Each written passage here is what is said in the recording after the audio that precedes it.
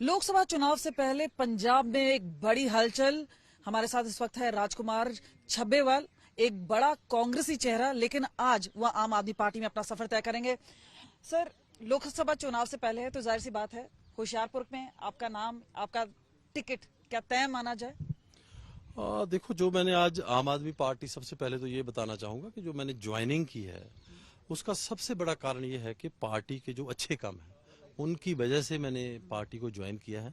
उसमें से सबसे बड़ी बात है कि जो जिस मिशन को लेके शहीद आजम सरदार भगत सिंह जी और भारत रत्न बाबा साहेब भीमराव अंबेडकर जी की जिस सोच को लेके ये पार्टी आई थी, उस सोच पे काम कर रही है। पढ़ो, जुड़ो और संघर्ष करो का जो मैसेज है। आप तो 12 साल जुड़े रहे कांग्रेस से, तो ये क्या बताता है कि क्या कांग्रेस एक सिंकिंग शिप है? यहाँ पे तो ऐसा बोला जाता है कि किसी के किसी से बनती ही नहीं है। देखो, और ये पहले की भी प्रथा थी, अब भी ऐसी। आज बात कोई सिंकिंग शिप की या कांग्रेस पार्टी की नहीं मैं करनी चाहता, बट मैं ये जरूर कहना चाहता हूं कि जो काम कर रही है मौजूदा सरकार, वो बहुत बेहतरीन काम कर रही है। चाहे वो एजुकेशन की बात हो, चाहे वो हेल्थ की बात हो, विमेन एम्पावरमेंट की बात हो, और जो आज बेरोजगारी का आलम, महंगाई का आलम सबसे बड़ा है, और उस बेरोजगारी में 40,000 से ज्यादा युवकों को रोजगार देना, ये बहुत बड़ी बात है। और महंगाई के आलम में 600 यूनिट बिजली, तो पहले यही तंज आप कसा करते थे? नहीं, मैंने तो कभी नहीं कहा कि 600 यूनिट वो बुरी बात है।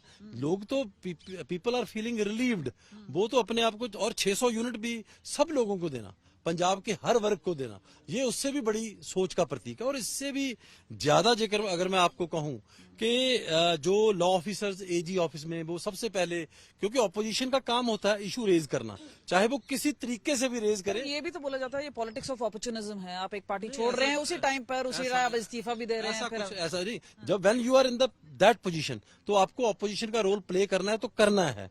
कि अगर मैंने 58 लॉ ऑफिसर्स का एजी ऑफिस में इशू रेज किया, और मैं धन्यवाद करता हूं सरकार का, उनकी सोच का, कि उन्होंने जनरल वर्ग को या किसी भी वर्ग को छेड़ा नहीं, उनका कुछ जो शेयर है उसको प्रभावित नहीं किया, और जो बनता शेयर था, जो रिजर्वेशन की जो बनती बात थी, वो एडिशनल दी। और ये बात बड़ा क्रांतिकारी ये कदम है, और पूरे देश में किसी भी एजी ऑफिस में ऐसा काम नहीं हुआ। मैं धन्यवाद करता हूं। और इससे पर क्या कोई क्रांति आ रही है कांग्रेस में भी? आप भी कोई प्रताप सिंह बाजवा से, राजा अमरिंदर वड़िंग से कोई जाने वक्त कोई बात हुई, कुछ रोकने की कोशिश की गई, कोई इंटरेस्ट जाहिर किया आपने? क्या होशियारपुर से आप लड़ना चाहते हैं? प्रताप सिंह बाजवा जी हमारे बड़े भाई हैं, पार्टी के, कांग्रेस पार्टी के एलओपी हैं, वड़िंग साहब पीसीसी प्रेसिडेंट हैं, और जो बातें हुई हैं पार्टी में होती हैं, आने वक्त भी होती हैं, जाने वक्त भी होती हैं।